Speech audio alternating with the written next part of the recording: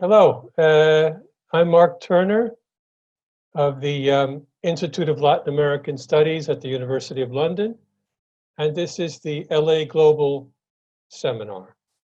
Today we're coming to you via Zoom because, of course, as you know, the university is closed and will likely remain closed until 2021.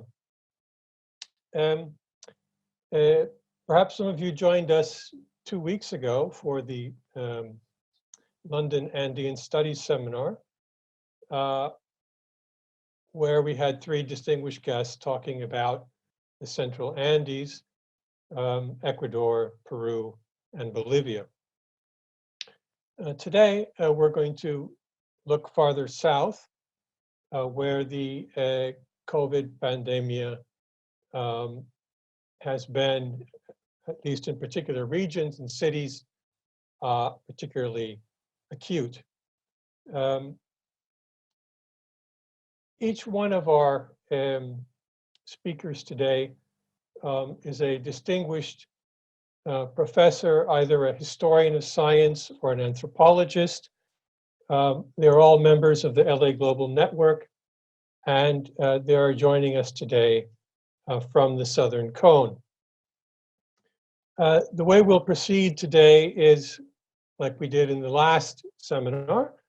Our speakers will speak first, each for about 15 minutes, after which we'll open up the floor to all of you to address questions to any or all of our 3 speakers. We will proceed in the order of Argentina first, second Brazil, and third Chile. So it's a pleasure to introduce our first speaker, Professor Irina Podgorny, of the Argentine National Council of Science, or CONUCET, and the Museo de la Plata. She is president of the History of Earth Sciences Society, author of dozens of books and hundreds of articles that cover everything from the history of medicine to the history of museums. Irina is also a prolific writer in Argentine newspapers and cultural weeklies, where she has lately been publishing on the history of pandemias. Irina joins us today from Buenos Aires. Let me also introduce the other 2 speakers at this point. Then we can simply proceed from speaker to speaker without interruption. Our second speaker is Marcos Cueto, who is a distinguished research professor at Fiocruz in Rio de Janeiro.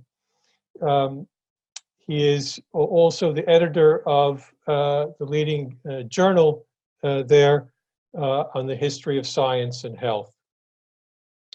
He is co-author with Stephen Palmer of Medicine and Public Health in Latin America, a history, published by Cambridge University Press in 2016.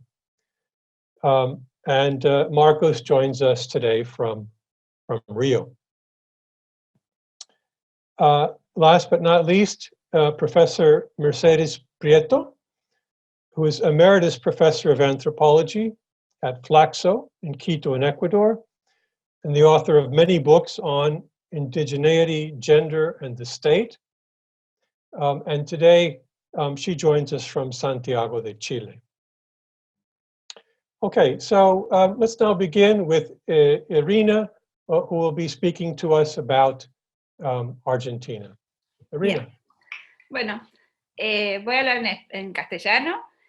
Muchas gracias, Mark, por esta invitación, que, bueno, cuando Mark me invitó, yo le aclaré que él me dijo que eso era imposible, que no iba a hablar sobre la situación presente, sino iba a hacer algunas reflexiones sobre esta situación y sobre situaciones pasadas. Yo no soy una historiadora de la salud, no soy una historiadora de la salud pública, Mi campo de trabajo básicamente es la historia de la historia natural, y dentro de la historia natural me he dedicado también al comercio de medicinas, de remedios que curan todo, y me ha animado por esta relación con la historia de la medicina y de una medicina charlatana, entrar a algunos temas de la actualidad y que se despertaron gracias a esta cuestión, o por esta cuestión. Una de las cosas que me llamó la atención cuando todo empezó fue precisamente cómo se empezó a hablar de esto como un episodio que iba a cambiar para siempre nuestras vidas. Eso no solamente en la Argentina, sino en todo el mundo, es decir, como un antes y un después. Y precisamente porque no me gusta hablar del presente, prefiero hablar de lo que ocurrió en el año 2009, con el episodio de lo que se llamó en un principio la gripe porcina, o la gripe del chancho, como le decían en la Argentina, y que es el episodio de gripe A, ahora reconocido como H1N1, que empezó de una manera muy similar a esta, y para mi sorpresa, cuando esto empezó, nadie, o por lo menos la gente de mi círculo, nadie recordaba que en el 2009 había pasado eso. Es decir, todas las medidas que hay ahora, de lavarse de las manos, de estornudar o toser en el ángulo del codo, lavar las compras que llegaban de la calle, todas esas campañas ocurrieron hace unos 10 años, 11, y nadie se acordaba. Es decir, nadie se acordaba que había vivido y habíamos pasado por una ansiedad similar y que habíamos sido educados e instruidos para hacer las cosas que ahora vuelvan a aparecer como si fueran novedosas. Estuve buscando para esta charla algunos datos, de algunos números sobre la incidencia de esta gripe, y el número de infectados no fue poco, es decir, se considera que más o menos fue entre el 11 y el 21% de la población mundial. Es decir, la cantidad de muertos no fue altísima, fue menor que lo de una gripe común, pero, sin embargo, fue un episodio que ocupó los medios, la atención, las medidas de salud pública, los miedos, durante muchos meses, en la Argentina y en el mundo. Es decir, aparentemente, por lo que estuve leyendo, empezó en enero del 2009, terminó en agosto del 2010, o se consideró por terminada. Se empezó a registrar, o se la empezó a describir en abril del 2009. A la Argentina llegó en mayo, a través de un viajero que venía de México, empezó en México, en Veracruz, por eso es que también en un principio se la llamó un poco despectivamente gripe mexicana, pero en menos de un mes había llegado a la Argentina. Entonces, los miedos, es decir, yo me acuerdo bastante bien, y además me acuerdo porque yo en esa época trabajaba para una empresa norteamericana que llevaba a estudiantes estadounidenses a la Argentina, y yo creo que fue a fines de mayo que llegaron cajas y cajas con barbijos, digamos, para los no argentinos los barbijos son las máscaras, las mascarillas, barbijos que todavía tenía en casa y pude volver a utilizar aunque estuvieran vencidos, es decir, pero llegaron barbijos, llegó alcohol en gel, llegaron las mismas cosas que se usaron ahora. Y sin embargo, cuando hablaba con mis conocidos, nadie se acordaba que habíamos vivido ese episodio, que en su momento fue bastante atemorizante. Yo recuerdo haberme resistido a lavar la compra, todavía no lo hago, pero esto me hace pensar en cómo uno se olvida. Es decir, ¿por qué estas medidas de higiene, de protección y todo eso tienen que ser enseñadas una y otra vez y además creando un efecto que es que no quedan y que no sedimentan y aparentemente no crean demasiada experiencia? En relación también a lo que está pasando ahora, a principios del episodio me llegó un correo electrónico desde Estados Unidos diciendo que la correspondencia, los envíos que me estaban haciendo de revistas, quedaban suspendidos porque no había comunicación con el país. Es decir, no había correo aéreo, el correo aéreo entre Estados Unidos y la Argentina estaba interrumpido, claro, porque no hay vuelos. Es decir, la Argentina ha cortado el tráfico aéreo regular desde fines de marzo. A raíz de esto, empecé a estudiar la relación, estudiar de una manera un poco aficionada en estos meses de pandemia, de lo que hablábamos antes, de qué hacemos o lo desconcentrados que estamos en estos momentos.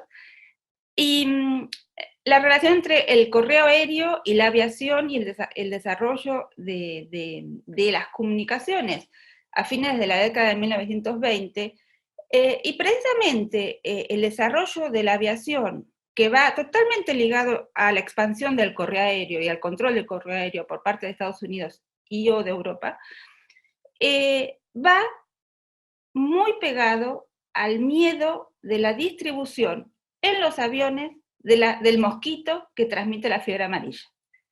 Y es por eso que la comunicación aérea que se establece en aquella década del 30, se establece desde el vamos con medidas sanitarias de cuarentena, de control de mosquitos en los aviones, de toma de fiebre a los pasajeros. Es decir, medidas de alguna manera novedosas en la época, que es la transformación de la cuarentena marítima en una cuarentena para el tráfico aéreo, con control de temperatura, con protocolos, con seguimiento de los pacientes una vez que llegan, con control en los aviones, no del virus, pero sí de la presencia de mosquitos o de huevos de los mosquitos en los aviones, con estudios de laboratorio acerca de cuánto sobrevive el mosquito en altura, cuántos kilómetros pueden llegar a viajar, cuánto tarda el mosquito en avión, cuánto sobreviven, es decir, millones de pruebas, pero bien interesante es que el tráfico aéreo se instala con controles sanitarios porque está clarísimo que el avión puede llegar a transmitir enfermedades de una manera mucho más rápida y conectando geografías que no es que no estuvieran conectadas, pero que se iban a conectar en un ritmo mucho más amplio. Entonces, vuelvo sobre lo mismo, cómo estas medidas de protección y cómo estos riesgos que están desde siempre ligados a la comunicación entre zonas donde hay determinadas enfermedades que pueden aparecer en otra, está en los orígenes del desarrollo de la aviación, pero que luego desaparecen, se van perdiendo. Me acuerdo también del 2009 que Guillermo Ranea, que fue mi director de tesis hace muchísimos años, me comentaba y se reía de qué estaba pasando en la Argentina y en el mundo que nos tenía que enseñar de vuelta a lavarnos las manos, que había campañas para enseñar a lavarnos las manos cuando eran actitudes y hábitos que estaban aparentemente muy instalados desde la infancia a través de la escuela, de la educación. Pero entonces, otra vez vuelve a pasar lo mismo, hablar de la lavada de manos, es decir, ¿cómo es que ocurre que todos estos hábitos o todos estos protocolos que se supone que están instalados para poder controlar determinadas cosas, enfermedades, se olvidan, desaparecen y tienen que volver a aparecer y tienen que volver a insistir sobre cosas que en la vida de uno ocurren con una recurrencia bastante más común de lo que queremos recordar, y es una experiencia que aparentemente no se acumula, y no estoy hablando de las políticas públicas, pero tampoco lo que es la experiencia de cada uno de nosotros, que hace que estas cosas desaparezcan. Bueno, esas son las reflexiones que yo quería hacer, que no son necesariamente argentinas, pero son hechas por una argentina clavada en la Argentina. Bueno. Muchas gracias, Irina.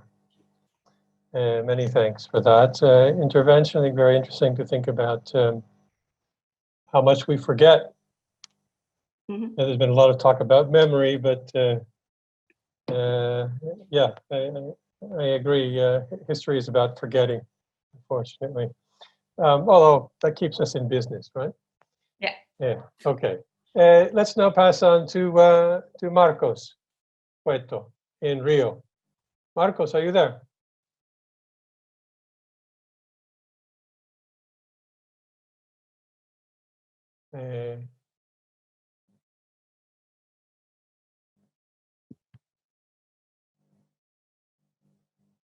No está mal. Okay, yeah, I don't see Marcos. Why don't we just pass on to Mercedes then while we're waiting for Marcos to come back.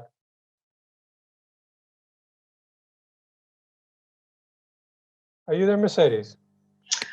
Yes. Okay, why don't you go ahead and then we'll wait for Marcos to come back. Okay.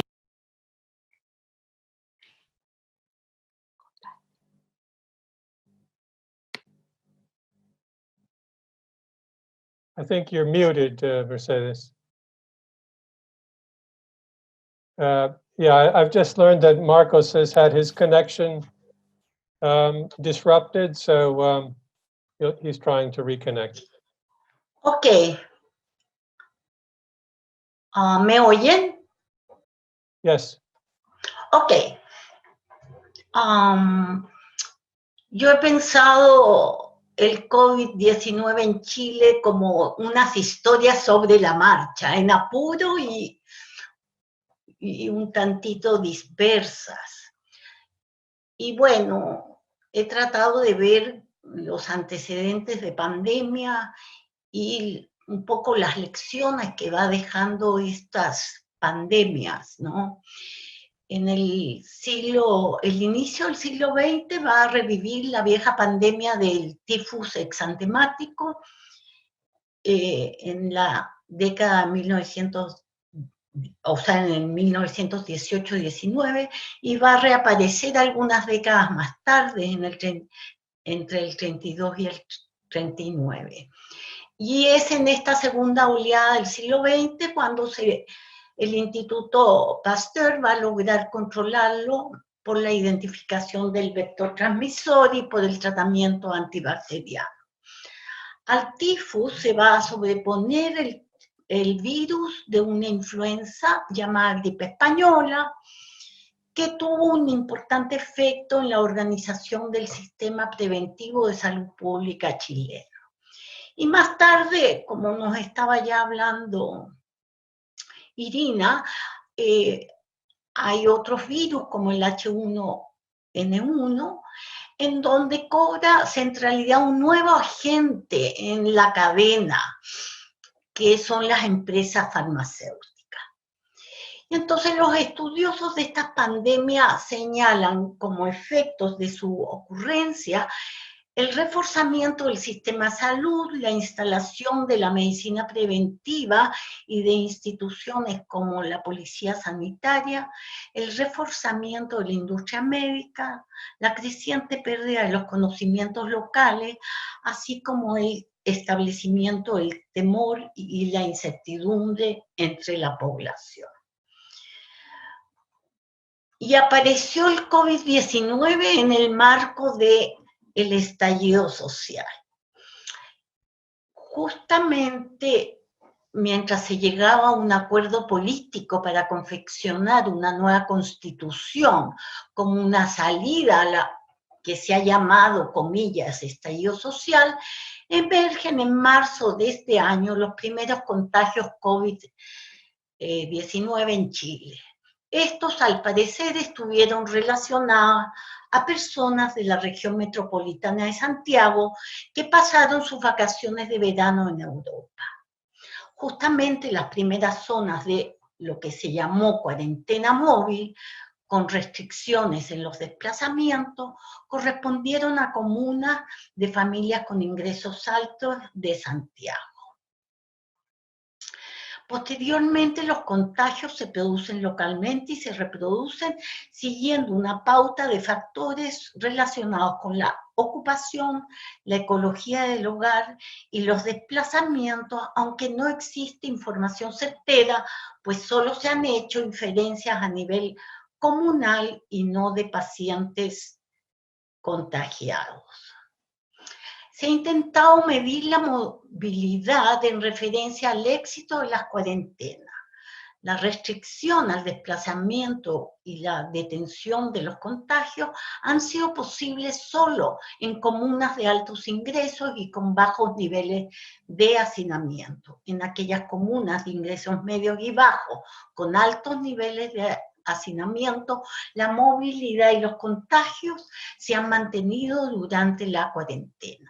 Estas comunas están asociadas a población con trabajos móviles y a la precariedad de recursos para enfrentar una cuarentena. Es importante indicar que no solo las personas vinculadas a la informalidad urbana aparecen con una mayor tendencia al contagio, sino también personas vinculadas a actividades que tienen un régimen laboral móvil, como es la agricultura y la minería. En fin, les había preparado un mapa que muestra que justamente en el norte, la zona minera, es una de las zonas de mayor proporción de contagio, la región metropolitana, donde está la informalidad, y cercana a la región metropolitana, la zona agrícola, que también tiene un alto índice o casos de contagio. Por otro lado, son los jóvenes entre 15 y 44 años los que concentran el 50% de los contagios. Y no hay esa idea de una asociación con adultos mayores. Se cuenta con unas primeras mediciones sobre los impactos del COVID en el empleo, y estas revelan que la magnitud de la pérdida de empleo es similar a la de la crisis de 1982, la crisis en Chile, bueno, que fue en toda la región, la crisis de la deuda externa, o equivalente al aumento del empleo en este país durante 5 años. Y curiosamente se han perdido más empleos formales que informales.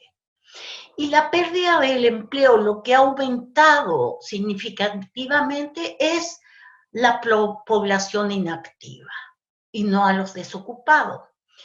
Es decir, la población que no puede dedicarse a buscar empleo, pues debe apoyar asuntos domésticos y comunitarios relacionados al COVID. Los más afectados con esta pérdida son mujeres, jóvenes y adultos mayores con baja educación, y los que muestran mayor protección son empleados públicos con educación superior completa que se han desplazado al teletrabajo. ¿Cómo ha enfrentado el gobierno esta situación? Bueno, estableciendo el estado de excepción, en un primer momento estableciendo lo que llamó cuarentenas móviles y parciales de nivel comunal, que fue dejada de lado, y actualmente hay cuarentena total en regiones seleccionadas según niveles de contagio. También se ha desarrollado toda una cantidad de acciones tendiendo al aumento de las capacidades para la atención de casos, como el aumento de las camas UCI y la creación de residencias sanitarias. Otro aspecto ha sido la fusión del sistema público y privado para la atención de contagiados, algo impensable en Chile. el aumento de las capacidades para detección de contagio, es decir, de aplicación de test. El inicio de una política de trazabilidad de los contagiados, acciones de ayuda económica a sectores vulnerables, como han sido el ingreso mínimo de emergencia, varios tipos de bonos y de transferencias de recursos. Un debate en torno a una política de apoyo a sectores medios a través de el retiro del fondo de pensiones o a través o apoyos a través de un sistema de crédito solidario que pudiera transmutar en subsidio. La discusión de un apoyo gubernamental a lo que se ha llamado empresas estratégicas. La cuestión que parece estar en juego se relaciona con la reposición o no de un Estado interviniente en la economía y el reforzamiento de sus mecanismos de bienestar social. A nivel municipal y comunitario, y también familiar, lo que se ha hecho es el reparto de canastas de productos básicos, hay una reaparición de ollas comunes que fueron muy frecuentes en la crisis de 1982, el apoyo comunitario y familiar a enfermos COVID, pero también no COVID, ¿sí? Y los familiares que se dedican a acompañar el aprendizaje de niños y niñas que están en formas diversas de teleeducación. Entonces, aquí existiría una tendencia hacia la privatización y comunalización de los trabajos del cuidado. Una cosa curiosa y que quiero rescatar es que los datos del COVID destituyeron a un ministro, lo cual hizo parte de lo que yo llamo la polémica de la información. Un ministro de Salud salió tras una polémica en torno a los datos oficiales de contagiados y fallecidos. La polémica ha tenido varios actores, como son las autoridades de gobierno, los representantes políticos, los centros de investigación y opinión pública, el gremio médico y de otros trabajadores de salud, voceros de los empresarios, entre otras. Esta polémica da cuenta de un escrutinio público de las cifras oficiales que tiene varios nodos. Un primer es el uso de la base de datos de pacientes contagiados y fallecidos, que solo la podrían usar las autoridades de salud, pero no podría distribuirse por razones de confidencialidad. Cosa curiosa, las autoridades de salud sí tienen ese atributo, el resto de la ciudadanía no, en fin. Otro nudo importante es que por esta vía se excluye al sistema primario de salud y de las municipalidades para hacer seguimiento a contagiados y se omite inicialmente una política de trazabilidad. Otro nudo es la retórica comunicacional del gobierno para anunciar contagios y fallecidos que intenta compararse, en donde Chile intenta compararse a países OCDE y de Latinoamérica y colocarse como un caso excepcional, como un caso con alto número de contagiados por la cantidad de test que hace, pero con pocos fallecidos. La tasa de contagios y fallecidos oficial no se pondera por el número de habitantes, sino son totales. Otro nudo tiene que ver con el subregistro y ocultamiento de contagiados y fallecidos que impedirían la realización, entre otras cosas, de predicciones epidemiológicas certeras. Y finalmente hay un reforzamiento de la confusión e incertidumbre en la ciudadanía que se suma a la desconfianza expresada en el estallido social. Lo que se sugiere es que los datos se comportan como un objeto de la pandemia, adquieren vida propia y al mismo tiempo trazan continuidades con el estallido social. Finalmente, quisiera dar un poquito atención a la activación de los actores del conocimiento y la tecnología, pues se destaca las rápidas reacciones de los centros de conocimiento y tecnológico y de algunas industrias a las necesidades planteadas por el COVID. Se observa una búsqueda para incorporarse en los debates globales sobre vacunas, fármacos y similares, sobre todos los procedimientos de detección y tratamiento de la pandemia. También acciones para el desarrollo de sustitutos de respiradores artificiales. También lo que se observa en estos actores es el escrutinio de las cifras oficiales, según ya vimos, y la creación de información sobre plausibles impactos en grupos vulnerables en el sistema de salud, el desarrollo de modelos epidemiológicos predictivos, entre otros. Asimismo, se observa la asignación de recursos para la investigación, el llamado a un concurso para acceder a estos recursos y la participación de más de 1000 proyectos con propuestas de investigación sobre COVID. Fueron premiados y seleccionados 63 proyectos con cerca de $100.000 cada uno. El 46% de estos proyectos están en el área de la salud, con asuntos relativos a la detección del virus, al tratamiento, a sus efectos anatómicos y al seguimiento de casos. El 32% están en el ámbito de las ciencias sociales, con asuntos relativos a su impacto en sectores vulnerables, efectos del teletrabajo, de la teleeducación, el aumento de la violencia intrafamiliar y la movilización de recursos comunitarios. Y finalmente un 12% está en el ámbito de la ingeniería y la tecnología, con la introducción de la robótica en la detección y cuidado de casos y alternativas para la respiración artificial.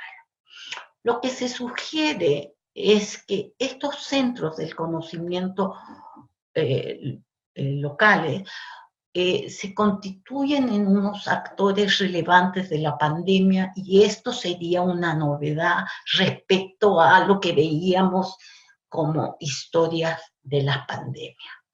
Muchas gracias, eso es todo. Muchas gracias, Mercedes. Muy interesante.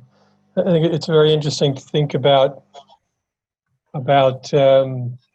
COVID itself as being, right, sort of a master subject that sets in motion a whole bunch of other subjects, and how you get to play, as you mentioned, I think a very good point between objects like data, statistics, which then become subjects in people's lives, right? But the decisions are being based on basically pretty much bad data all the time. And there seems to be no way to stop that. And so, you know, I don't know what pandemic we're fighting against. There seems to be 5 or 6 or 7. I don't know which one. It's certainly not, the primary one, it seems to me, is not the virus itself. But very good. So a lot of points to come back here in the discussion. So let's now turn it over to Marcos Cueta, who is now reconnected with us from Rio. Marcos, go ahead. Muchas gracias. Muchas gracias por la invitación. Un gusto estar con Irina, Mercedes y Mark, que dirige este importante red de LA Global. Yo quería hablar, bueno, me parece que los eventos que tienen un impacto fuerte en el presente tienen una influencia directa o indirecta en los historiadores. Todavía creo que no está claro de qué manera esta epidemia va a cambiar alguno de los temas que estudiamos o la perspectiva que tenemos de ellos o cómo lo reinterpretamos nuestros temas, pero yo voy a arriesgarme a presentar 3 temas que están vinculados a la epidemia en el Brasil y que creo que explican aspectos de la epidemia en Brasil, ¿no? Solamente para mencionar, salió hoy en la mañana en los periódicos que ya el Brasil tiene 1.700.000 casos y 62.000 muertes. Y el pronóstico es que la próxima semana se llegue a los 2 millones y a 80.000 muertes. Y eso significa que el segundo millón se llegó en Brasil en 25 días, mientras que para llegar al primer millón demoramos como 114 días. O sea que se está acelerando la epidemia, más en algunas partes, más en las zonas pobres del norte y del nordeste, más entre algunos grupos. Menciono esto rápidamente. No hay buenos estudios sobre raza y escolaridad entre los casos, pero sí hay algunos entre un número de hospitales de la mortalidad. Y lo que se ha encontrado es que de las personas negras que murieron, o de las personas que murieron, más del 50% eran negras, ¿no? Y de las personas que murieron, más o menos 35% eran blancas. Asimismo que de las que murieron, la falta de escolaridad o el primer año de escolaridad era 70%. Datos que sugieren que hay un impacto social diferenciado de esta epidemia.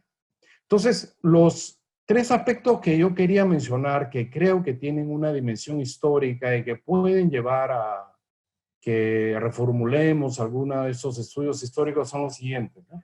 Me parece que esta es una crisis social, sanitaria y política, ¿no?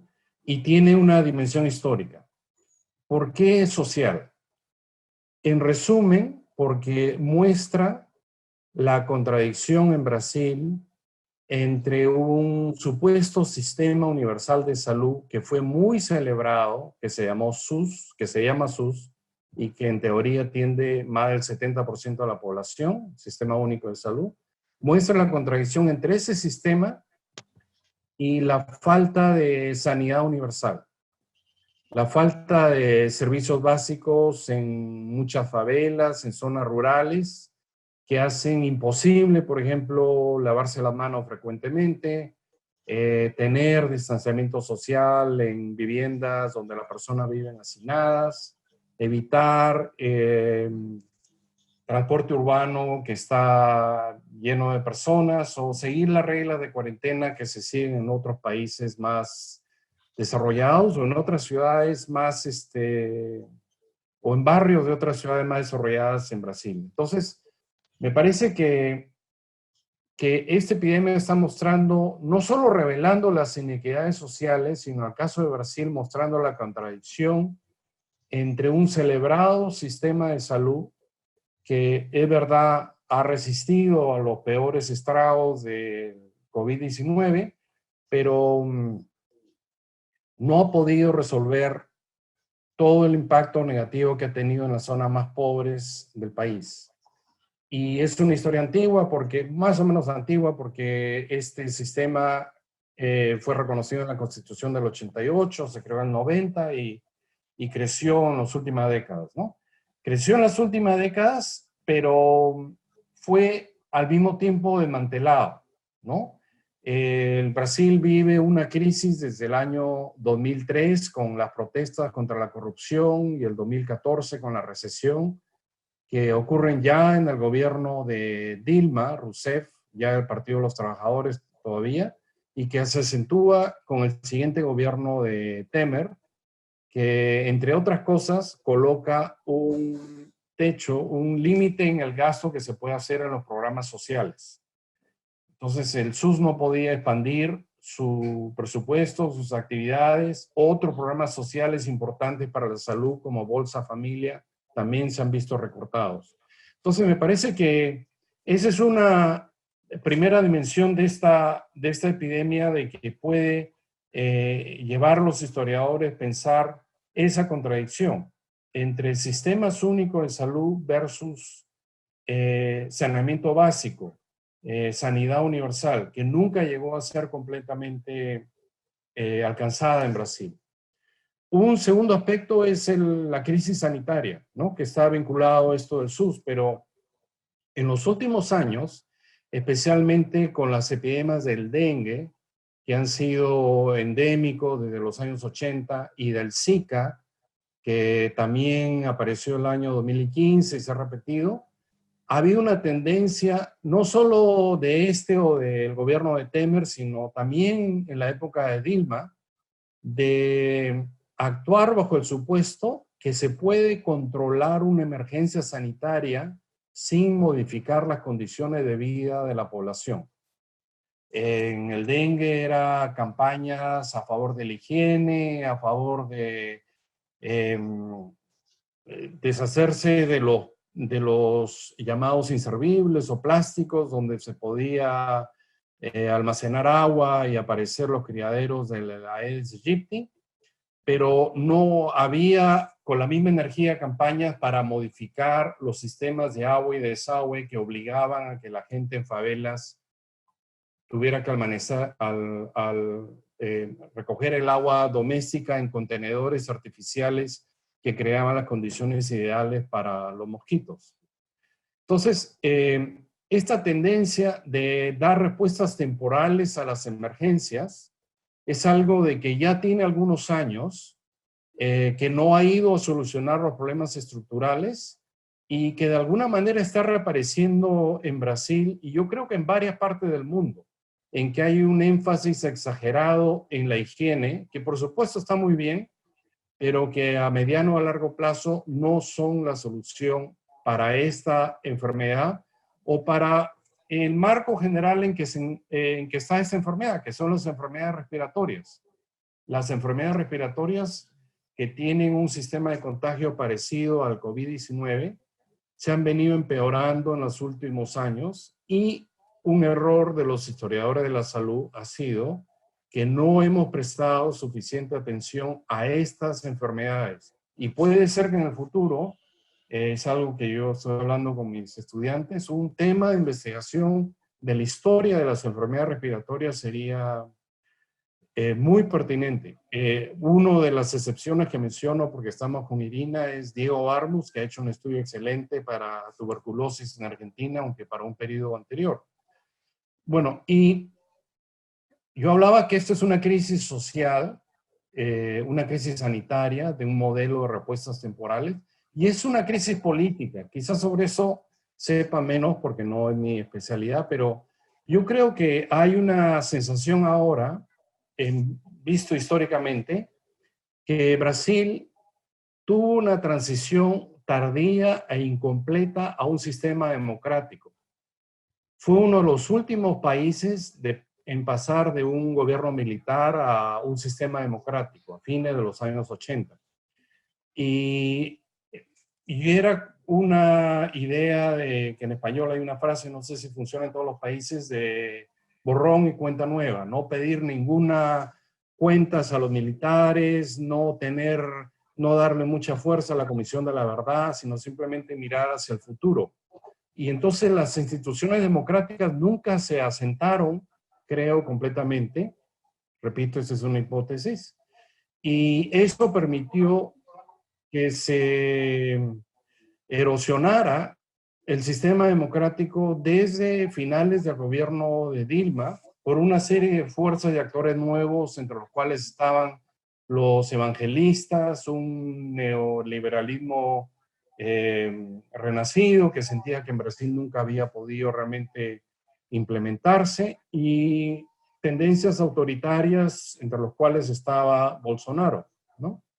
Entonces, creo que estas tres dimensiones, la crisis social, la crisis sanitaria y la crisis política, convergen en Bolsonaro. Por supuesto que gran parte del mal y del perjuicio que está causando la epidemia aquí, que probablemente mucho más intenso que en otros países, es por la postura de Bolsonaro de ignorar, minimizar la epidemia desde el comienzo.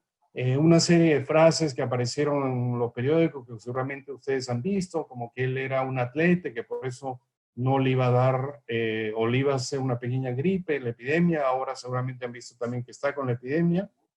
Y si me queda unos minutos, Mark, no sé. Sí.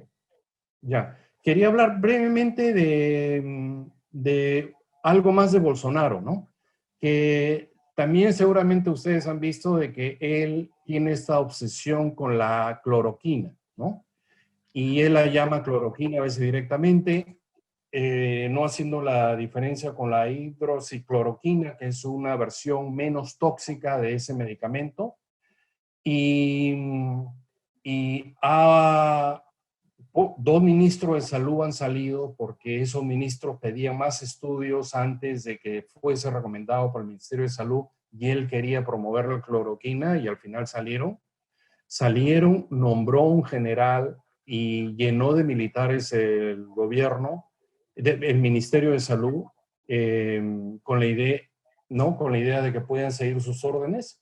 Ha comprado insumos para producir la droga en el medicamento de la India, ha ordenado al laboratorio del ejército para que produzca como 1,5 millones de cloroquina, lo cual es una cantidad totalmente inusual para un medicamento que se usa contra la malaria. Y lo ha defendido con argumentos a veces parecidos a los de Trump, ¿no? De que no tiene nada que perder, de que es eficaz, basándose en un científico de Francia, oponiéndose a las recomendaciones de la OMS y otras agencias de salud. Y yo creo que esta obsesión tiene una función política y hasta religiosa, ¿no? Política porque con esto él se opone a los gobernadores que están pidiendo medidas más racionales e internacionales, digamos, como es la cuarentena, ¿no? Él está presentando esta especie de bala mágica, diciendo, bueno, en verdad no es necesaria la cuarentena como lo están llevando los gobernadores, que ese es su discurso casi desde el comienzo, porque tenemos este medicamento, ¿no? Es también una cosa política, porque es una forma de reafirmar su autoritarismo. En esta discusión con los ministros, llegó a decir de que él estaba por encima de los ministros de salud porque era el comandante del país, esas fueron sus frases, ¿no? Y además mencionó, y eso sonó muy bien con los evangelistas, que son una fuerza importante, como una cuarta parte de la población de Brasil y una fuerza importante en el Congreso. Mencionó que era un medicamento milagroso, que no iba a cerrar las iglesias, que no iba, últimamente ha reafirmado de que no se tiene que usar máscaras en las iglesias, que comparado varias veces su presidencia con el Calvario de Cristo, ¿no? Y ha asegurado ese apoyo de los evangelistas. Más aún, están habiendo algunas investigaciones que muestran de que él ha tratado de intervenir en la Policía Federal para impedir acusaciones de que, por ejemplo, los salarios de representantes parlamentarios de sus hijos eran usados como una forma de corrupción o pagados a personajes fantasmas que le devolvían el dinero.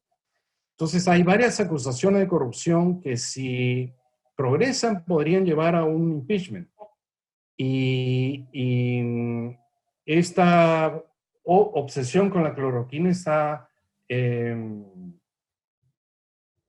un poco llamando la atención a otros temas. Inclusive, seguramente han visto de que él ha declarado de que tiene COVID-19 hace 2 días. Yo no dudo del examen médico, seguramente lo tiene y seguramente es responsable de esta enfermedad, pero la próxima semana él tenía que ir a la Policía Federal a dar una declaración con respecto a estas acusaciones que tenía, ¿no? Entonces, algunos mal pensados están diciendo de que justo le ha caído muy bien la enfermedad porque ya no tiene que ir a esta declaración policial. No, entonces, para acabar, espero haber sido claro, creo que en el caso de Brasil es una crisis social, sanitaria y política que se retroalimentan y que agravan la enfermedad, y de un pronóstico lamentablemente triste, por lo menos en lo inmediato. Y lo único que puedo pensar, y en relación a las reflexiones de la red de que participamos, es que de alguna manera esto puede llevar a que nos planteemos otros temas, otras perspectivas en nuestras investigaciones. Gracias. Thank you very much, Marcos, for that succinct summary of the threefold crisis in Brazil, which obviously resonates with the U.S., right, as well. So yeah, 3 very interesting and different presentations. And I'm sure that each of our speakers is ready and willing to address questions from those of you present. So let's open it up to anyone who would like to address a question or a comment to our speakers. Las preguntas se pueden formular en español también. Yes.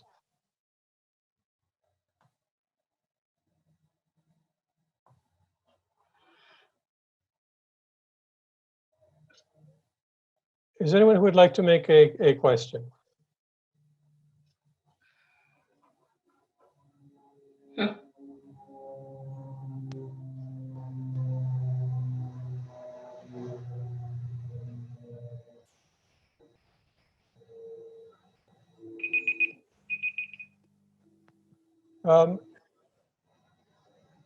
Can everyone hear me out there? Any questions?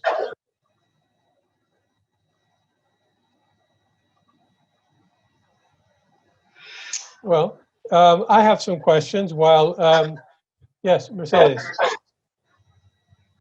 Sí, yo tendría como una pregunta para Irina y Marco, es decir, como que Irina nos sugiere que, atención, hay como una inflación de la pandemia, y que cada tanto estos procesos se instalan por alguna razón que no queda claro, pero como que no va a haber un antes y un después, algo así. Y por otro lado, Marco, que está señalando que sí, que habría, no sé si un antes y un después, pero sí unos ciertos efectos que nos llevaría, por ejemplo, entre otras cosas, a repensar lo que se hace, ¿no? Como investigadores. Entonces quisiera, como puesto en esos términos, cómo reaccionarían cada uno. Gracias. Sí. ¿Cómo contestamos? ¿Estás contestando? Ah, bueno. No, es decir, yo no estoy diciendo que están inflados. Yo digo que parece haber una paradoja en que estos, digamos, yo creo que estos procesos y la convivencia con virus, con bacterias, es parte de la historia humana, es decir, es parte de la historia evolutiva, si se quiere. y desde que hay seres vivos que se contagian y propagan los contagios, y eso se ve en las historias de las pandemias, que se ven como cosas humanas, pero en realidad son procesos que van más allá del humano y que tiene que ver con entender al humano en esta convivencia con virus, bacterias, animales, plantas, es decir, con estos procesos que nos exceden. Entonces, de ningún modo pienso que hay inflación de lo que ocurre, todo lo contrario, es decir, pienso que en realidad son procesos que deberíamos, a ver, no quiero decir normalizarlos, decirles no tenerles miedo, es decir, para nada quiero decir eso, pero sí entenderlos, no como castigo, no como un destino no como una cuestión ni moral, sino con procesos que ocurrieron antes del capitalismo, antes de la Edad Media, ocurrieron y que van a seguir ocurriendo, pase lo que pase el sistema económico que haya. ¿Qué ocurre? Es decir, hay un mundo mucho más conectado, pero tampoco esas conexiones son lo que ocurre ahora, que las conexiones, como yo hablaba de los aviones, pueden darse en ritmos más rápidos. Pero la propagación, el contagio, no es algo nuevo. Lo que sí me parece es que estos episodios que sí provocan, aparecen recurrentemente y que recurrentemente causan estas conmociones, es decir, lo del 2009 fue una conmoción bastante grande, fue declarado pandemia,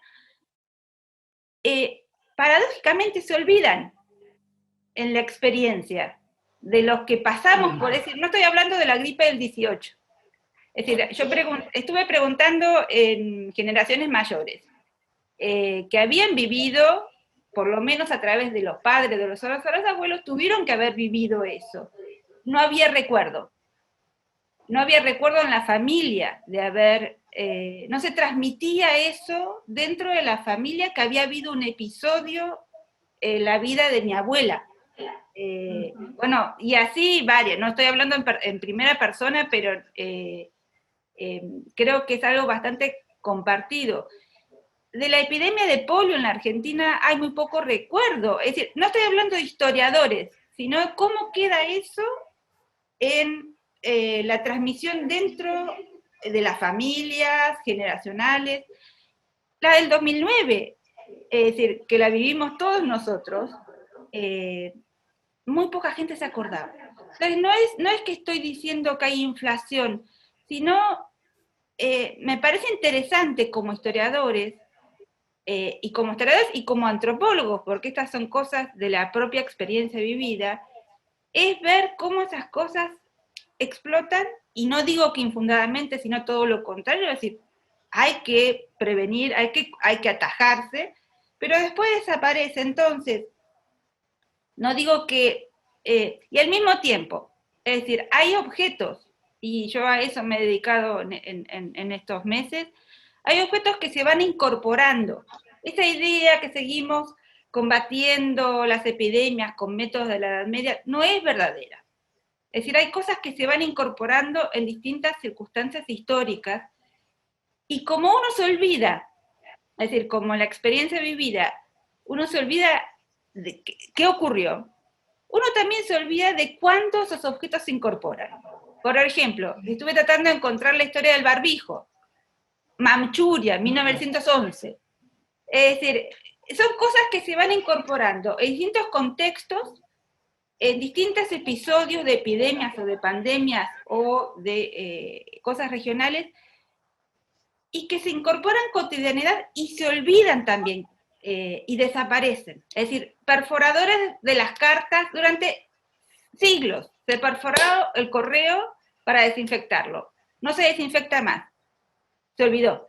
Y hay aparatos en los museos que uno los ve, pasa de largo y no sabe de qué se trata, pero sin embargo, durante siglos hubo cartas con agujeros por donde desinfectaban las cartas. Entonces a mí me parece interesante como historiadores pensar en objetos que se van incorporando a la cotidianeidad, con orígenes en pandemias, epidemias, que no sabemos por qué ni cuándo se incorporaron.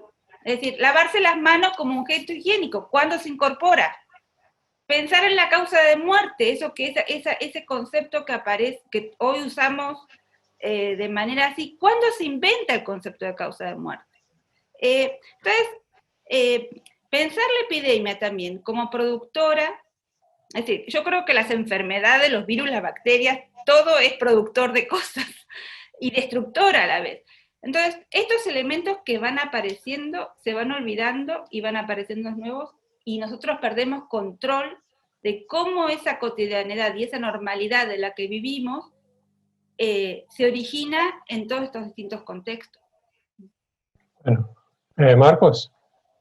El tema de cambio y continuidad, ¿no? Es un asunto siempre muy importante para los historiadores. Yo estoy más de acuerdo con lo que dijo Irina al comienzo, que había que tener cierta desconfianza con esos discursos algo triunfalistas al comienzo de la epidemia, que insistían que este era un cambio de época, ¿no? Que siempre encontramos en la historia eso en diferentes momentos, en diferentes gobiernos. Y yo más bien me temo, quizás estoy muy influenciado por el caso de Brasil, que hay más elementos de continuidad que pueden ser perjudiciales de alguna manera. O sea, yo cuando hablo de que hay un cambio es que creo que pase lo que pase, esto puede afectar a por lo menos un sector de historiadores, y estoy pensando quizás más en lo que conozco, que son historiadores de la salud, de la ciencia.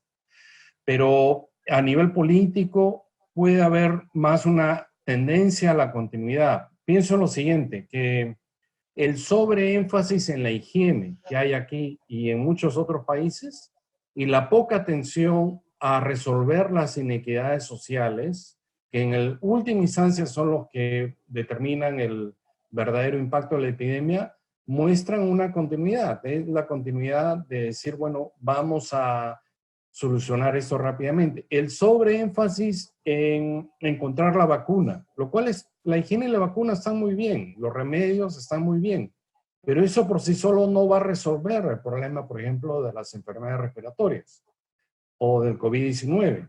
Inclusive en la misma institución que yo pertenezco, que es como los Institutos Nacionales de Salud de Brasil, ya firmó un acuerdo con la Universidad de Oxford sin haberse probado totalmente la seguridad de esa vacuna, y vamos a empezar a implementarla en diciembre. Hay 60 proyectos de vacuna en el mundo en este momento, ¿no? Es verdad que hay algunos grupos que están insistiendo en la equidad, pero no tienen tanta visibilidad, no tienen tanta fuerza.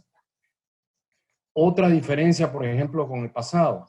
En otras epidemias, como en el caso de SIDA, actores no gubernamentales como los activistas de salud cumplieron un rol fundamental para que se vinculase la salud con los derechos humanos, con la tolerancia de grupos discriminados.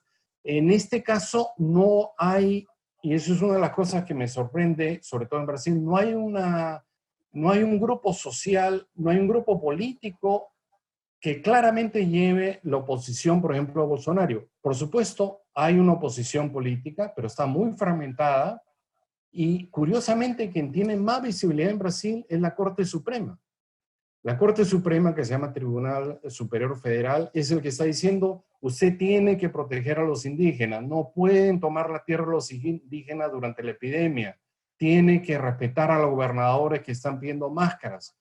Entonces está haciendo cosas más racionales, pero es una fuerza que tradicionalmente en otras circunstancias se pensaría, bueno, no se esperaría la oposición que venga de la Corte Suprema, sino de otros sectores, ¿no? Entonces, no está definido. Hay un historiador americano que se llama Charles Rosenberg, que tiene un ensayo sobre las epidemias en que habla que son como una obra de teatro, que empieza con un acto de negación, que varía en diferentes países cuánto dura. Después viene un acto de negociación de significados, en que a veces se llega a algunas soluciones, que en este caso creo que ha sido sobre todo un consenso alrededor de cuarentena e higiene, y al final muchas de ellas acaban en el olvido. Es verdad que hay algunas epidemias que sí son un estímulo para el cambio. La mayoría de los ministerios de salud o organismos nacionales de salud de América Latina se crean después de epidemias. En Inglaterra se crea saneamiento básico, agua y desagüe, después de la grandes epidemia de cólera. Pero hay otros episodios epidémicos, como la gripe del 18, que no llevan a cambios estructurales. Entonces, ¿qué va a pasar con esta epidemia? Si va a ser otra vez una respuesta temporal o va a provocar un cambio estructural, no está definido. Y hay indicios de que más bien va a haber una respuesta temporal a esta enfermedad, ¿no? Bien. Thank you, Marcos. Are there any questions from the audience?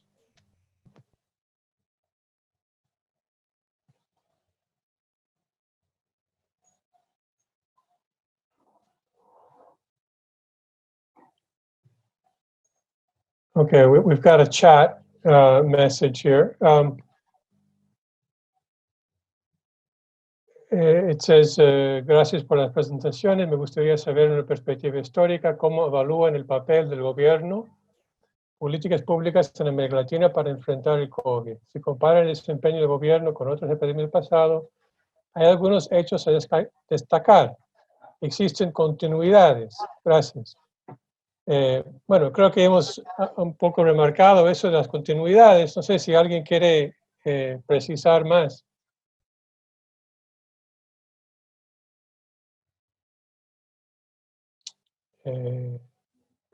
No es exactamente lo que pregunta, pero retomando lo que decía Marcos, pero el Partido Socialista histórico, en el siglo XIX y XX, hablaba de enfermedades sociales, ¿no? Es decir, parte del programa político era construcción de vivienda con condiciones de higiene, de ventilación, agua corriente. Entonces, esta idea de que la vivienda además tiene que repensarse en función de la salud de sus habitantes, era parte de un programa político que combinaba precisamente o trataba de resolver las enfermedades desde un punto de vista estructural.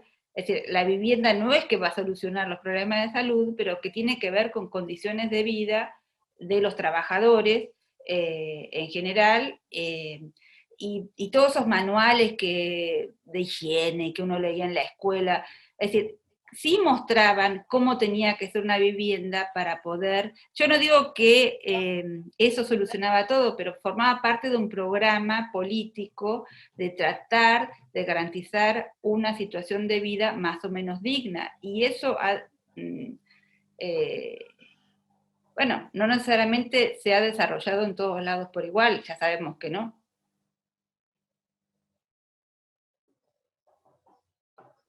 Sí.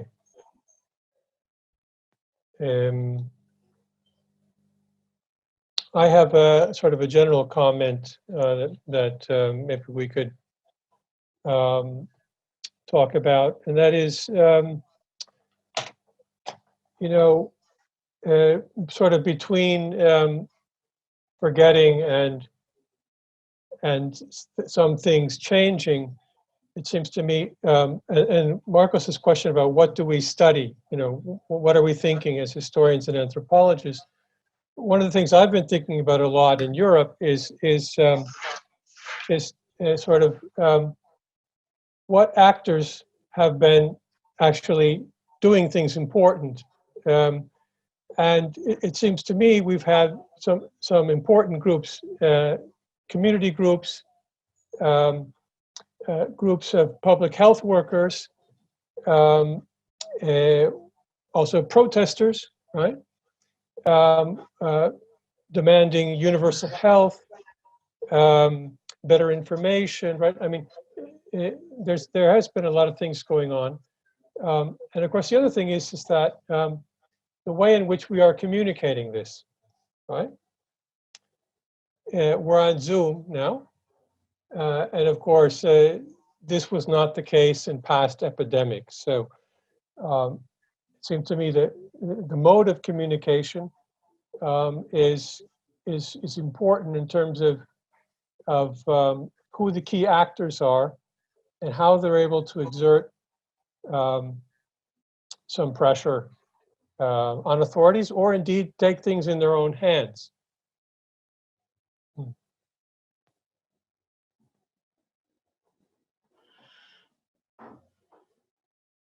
I don't know if perhaps quizás Mercedes estaba pensando en tu presentación, ¿no? O sea, sobre O lo sea, que sí, viene, este se enchufa con otras crisis y bueno, también en Brasil y también en Argentina hemos tenido un cambio de régimen, pero hay prácticas de comunicación nuevas, ¿no? sí, efectivamente, toda esa disputa del dato, de los datos que yo hablaba, es una disputa, digamos, que se da a través, claro, de las redes sociales, pero también de periódicos. En Chile todavía funcionan los periódicos y parte de la noticia de la televisión es leer los titulares de prensa, todavía todo eso pasa. Entonces, y hay, digamos, los tweets de las autoridades, es decir, hay varios sistemas, hay varios lugares de producción de algo que todavía podría llamarse opinión pública, yo creo. Y entonces, pero claro, hay medios que son nuevos, que es todo lo digital. Y también, o sea, este tipo de eventos como la discusión de académicos a través de Zoom, tienen también un público. ¿Sí? Un público que tiene una caja de resonancia importante, creo yo. Entonces, sí, mi impresión es que conviven las formas decimonónicas con formas más de siglo XXI. Todavía estamos en algo así. Y lo otro no es que haya sido desechado ni terminado. Esa sería mi opinión. Ya. De lo que veo cómo se dio ese conflicto, por ejemplo. O sea, ahí las redes sociales fueron importantes, pero también el diario fue importante. ¿No? El Mercurio sigue siendo importante, aunque es curioso, ¿no? En fin. No,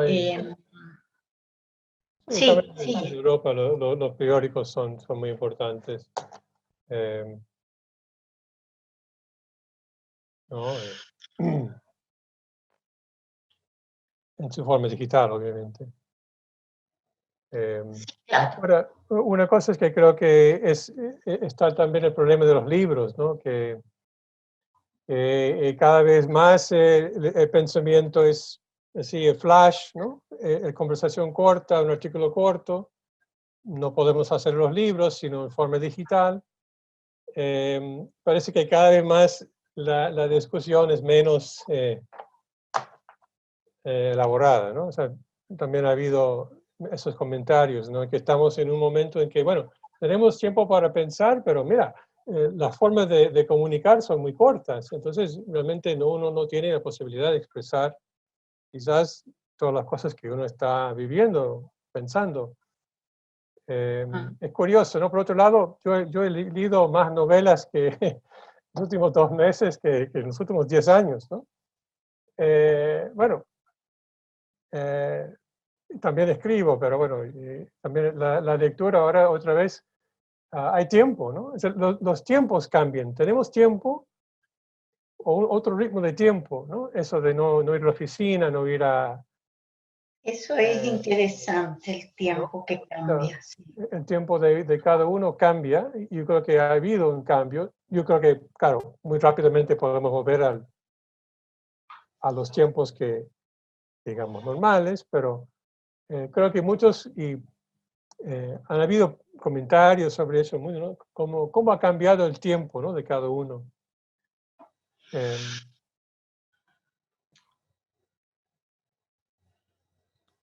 En fin. Parece que no se armó. Ok.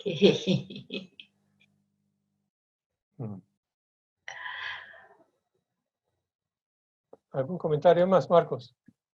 Sí, otra cosa que yo diría, quizá vinculado a tu comentario anterior, es que aquí en Brasil había una tradición de un movimiento social sanitario fuerte. La Asociación de Salud Pública se llama Abrasco, que quiere decir Asociación Brasilera de Salud Colectiva. Y es interesante el término salud colectiva que existe casi solamente en Brasil. Hay una universidad, la Universidad de Lanús en la Argentina, tiene un instituto de salud colectiva, pero muy vinculado a los brasileros, porque fue un término que se forjó en los años de la dictadura militar de los años 80. Y quienes lo hicieron, médicos y salubristas y activistas de izquierda, creían que era una manera de mostrar que la salud pública a veces era hecho sin el sector público, o sea, sin el Estado, era una salud más comunitaria, de redes comunitarias, y que eso era el ingrediente más importante. Ahora, eso se ha mantenido, tienen asambleas en las que tradicionalmente tiene que ir el ministro de Salud, muchas veces va el director de la Organización Panamericana de la Salud, y era como un control de las políticas de salud. Ahora, eso se ha venido desarmando en los últimos años, especialmente con el gobierno de Temer y de Bolsonaro, y todavía existen, son una oposición. Tienen un problema de visibilidad que yo sinceramente no sé cómo van o vamos a poder resolver, pero es uno de los encrucijadas que se encuentra ahora la respuesta a la epidemia. Algo parecido ocurre con el sector de investigación, ¿no? Y por eso me llamó mucho la atención lo que Mercedes habló de los apoyo a la investigación científica. No sé si eso podría contar mejor el caso de Chile, porque Brasil ya tenía un buen sistema de investigación, de revistas científicas, de doctorados en el país. No todas, pero la mayoría de las buenas universidades que hacían investigación eran instituciones públicas, federales o estatales, ¿no? Como estatales como la Universidad de Sao Paulo, federales como la Universidad Federal de Río de Janeiro, que recibían fondos. Entre otras cosas, era uno de los abanderados de un movimiento internacional que se llama la Ciencia Abierta. Todas las revistas brasileras son de acceso abierto, ¿no? Pero en los últimos años había empezado a surgir una filosofía de quitarle recursos a la investigación. En el plan de gobierno de Bolsonaro había una idea que no se llegó a cumplir por completo. Una de las partes de la crisis política que estamos viviendo es que ya tenemos como 4 ministros de educación y ninguno consigue implementar el plan de Bolsonaro, pero ese plan era que las universidades se transformen en lo que llamaban nido de empresas, que se abandone todo lo que ellos consideran investigación básica, entre los cuales estamos los historiadores, y se haga solamente investigación o profesiones vinculadas a actividades comerciales o empresariales, ¿no? Y que las universidades sean como centro de generación de nuevas empresas, y ese era como el modelo que se había empezado a vender, pero en parte por la fortaleza del sistema científico no se había logrado implementar, ¿no? Entonces, desde hace unos años, y eso creo que se está mostrando con la epidemia, o sea, no tenemos nosotros aquí una situación como la de los primeros meses de Estados Unidos en que Trump, a pesar que no estaba de acuerdo, pero a su lado estaba Fauci y otros investigadores de los Institutos Nacionales de Salud. Acá, solamente al comienzo, un ministro de Salud muy conservador, que finalmente fue dimitir, tuvo que renunciar, pero no ha habido ningún intento de hacer una alianza de nuevo con la comunidad científica, ni con la comunidad de sanitaristas, ¿no? Que es parte de esta actitud de Bolsonaro de no negociar con nadie, ¿no? De una idea de y que él va a poder sobrevivir sin negociar con nadie y que está en cuestión. Entonces, ha habido golpes muy fuertes contra la comunidad de salubristas y contra la comunidad científica, que los están resistiendo. No estoy seguro de que va a pasar en el futuro, espero que nos vaya mejor, ¿no? Y por eso me llamó mucho la atención lo de Chile y ojalá que tuviéramos por lo menos algo así. No sé si Mercedes puede contar un poco más del caso. Tal vez precisar, o sea, el sistema de ciencia y tecnología en Chile ahora es una agencia, tiene tradicionalmente apoyo a investigadores de las universidades.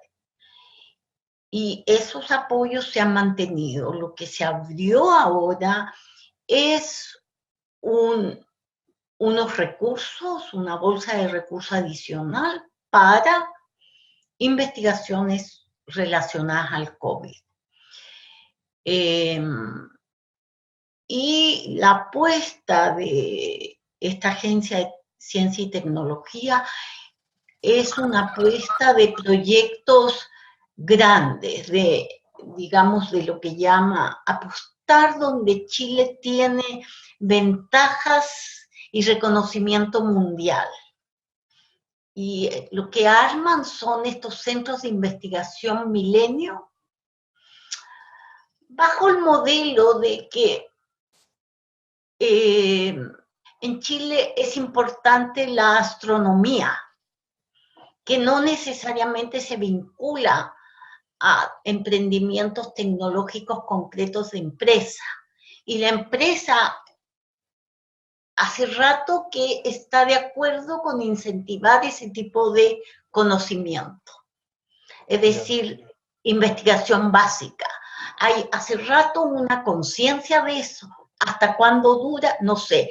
Pero en todos los reasignaciones de recursos que se ha hecho para COVID, para situaciones COVID, no se ha tocado eso.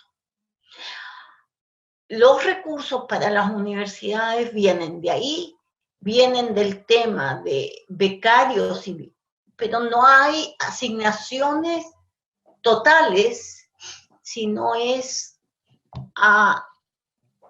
digamos, a el desempeño de profesores y a estudiantes. No hay transferencia a la institución como tal. Y esto es más barato probablemente que en otros lados, ¿no? Eso tal vez, diría.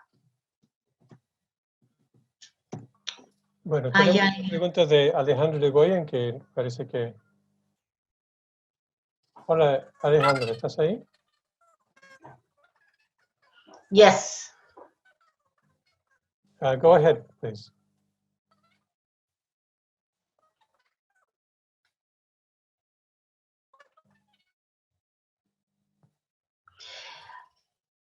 Tienes que abrirle el micrófono. Sí, lo tiene abierto.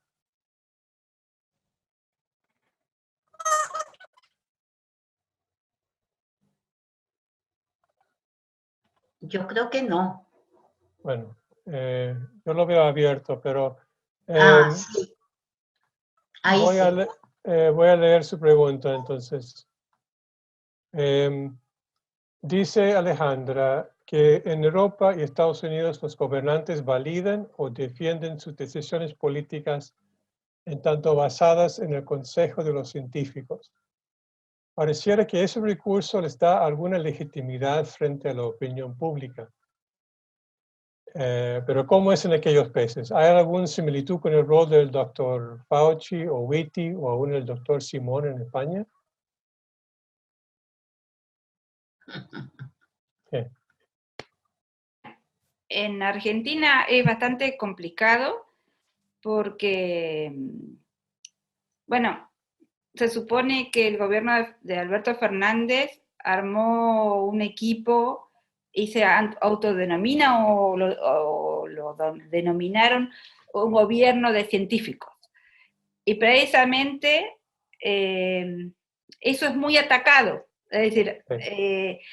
no necesariamente eso ha traído legitimidad frente a la opinión pública.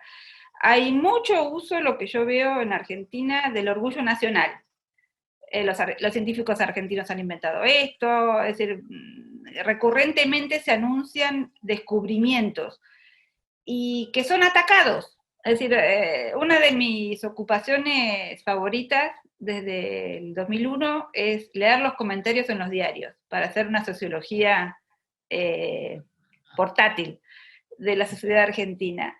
Y la verdad que los comentarios acerca de los científicos y de lo que hacen los científicos en la Argentina es triste porque es algunos lectores de los diarios tratan a los científicos en general como cooptados por el gobierno. Es decir, no le da legitimidad al gobierno de Fernández haberse rodeado de investigadores del CONICET. Es decir, es muy curioso. Es decir, es algo bastante triste desde mi punto de vista, cómo aparece esto y cómo, en realidad creo que uno de los problemas que también está en juego es el problema a quién creerle. Es decir, ¿por qué hay tanta gente que no cree que hay un virus, que hay una enfermedad contagiosa y que es una realidad? Es decir, y que descree de la mera existencia del problema. Entonces, yo creo que hay ahí una cosa interesante también para nosotros como historiadores o como antropólogos en esto que tampoco es nuevo. Es decir, estuve trabajando hace unas semanas en un vendedor de medicina andina, diciendo que todas estas ideas del contagio, es decir, de las vacunas, de las inyecciones de suero, de plasma, de todo lo que se les ocurra, esto es un invento. Y que lo único que existe son las hierbas de los Andes que curan todo. Entonces, estos discursos no son nuevos, pero entonces no son ni un invento de los negacionistas de las epidemias, ni de los terraplanistas contemporáneos, son cosas que están ahí y que conviven. Entonces yo creo que como historiadores también tenemos que pensar en estas convivencias, en cómo convivimos con todas estas cosas y con todas estas creencias que es muy difícil de combatir porque además la verdad está muy devaluada por nosotros mismos. Entonces, ¿cómo crear autoridad cuando también desde las ciencias sociales nos hemos encargado de serruchar la autoridad de las ciencias? Y creo que deberíamos repensar cómo hemos contribuido a serruchar la autoridad de la ciencia y de la medicina. Que no siempre la tiene, pero bueno. Y no. ¿Cómo transmitir eso? ¿Cómo transmitir eso? ¿Cómo transmitir? Creo que hay algo que también, eso se vio mucho en Alemania, un virólogo del Instituto de la Charité transmitía todos los, no sé, creo que semanalmente, un informe sobre sus lecturas. Uno de los virólogos más importantes, Christian Drosten. Y precisamente lo que mostraba era que en la ciencia algo fundamental es que no saben todo. Y que parte de la investigación es no saber. Y esa incertidumbre de lo que es sí verdadero o falso, hacia adelante, hacia el futuro. Entonces, ¿cómo nosotros como historiadores tampoco estamos acostumbrados a transmitir el no saber? Y que parte del conocimiento es ese no saber. Entonces, y creo que al público, al querer venderle solamente verdades, estamos socavando de verdad lo que es la investigación, que es trabajar con el no saber. Y esta pandemia nos enfrenta al no saber, a lo nuevo. Sí, bueno, como decía Peter Burke, la ignorancia es fuente de todo saber. Quizás 90% de la actividad científica se basa en la ignorancia, si no, pues no tenemos nada que hacer. Creo que eso sí ha salido a la luz, ¿no? Con esta de COVID. Y bueno, será la condición humana. No, Pero- los únicos que saben todo son los charlatanes. Sí. Y a esos no hay que creerlos nunca, pero bueno. ¡Qué susto! Eh, No somos Eh, como y ellos. somos gobernados por charlatanes en todos lados, así que bueno, ¿qué vamos a hacer? Bueno, muchísimas gracias a todos. Voy a cerrar esta muy interesante mesa redonda, dando gracias a nuestros tres ponentes, Irina Polgorne de Buenos Aires, Marcos Cueto de Río de Janeiro y Mercedes Prieto de Santiago. So, thank you very much, all of you, for joining us, and we'll see you next time. Bye-bye.